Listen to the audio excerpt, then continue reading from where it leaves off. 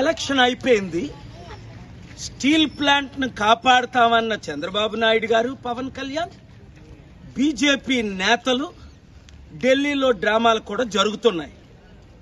Media owners మిత్రులందరూ ఈ సత్యాన్ని ఎక్స్పోజ్ చేయండి.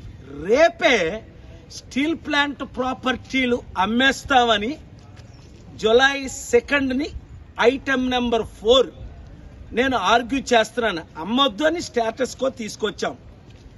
అప్పులుంటే తీర్చుతాం, లాస్లో ఉంటే నడిపిస్తాం.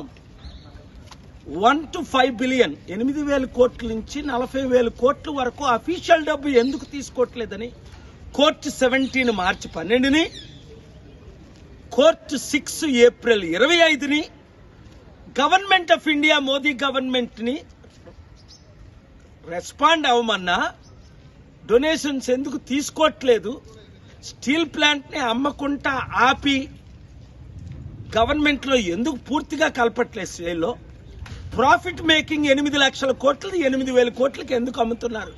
నా ఆర్గ్యుమెంట్స్ కి ఆంధ్రప్రదేశ్ హైకోర్టు అద్భుతంగా స్పందించింది. అయినప్పటికీ రేపు ఐటమ్ 4 లోపునే, అంటే ఉదయం 10:30-11 గంటల లోపునే జస్టిస్ ఇద్దరు కూడా న్యాయం చేసేటట్టు స్టీల్ ప్లాంట్ ప్రాపర్టీని అమ్మనివ్వము అన్న వారందరూ లక్షల మంది, విశాఖ ఉక్కు ఆంధ్రుల హక్కు, తెలుగువారి హక్కు అన్నవారు ప్రతి ఒక్కరు ఈ బటన్ క్లిక్ చేయండి.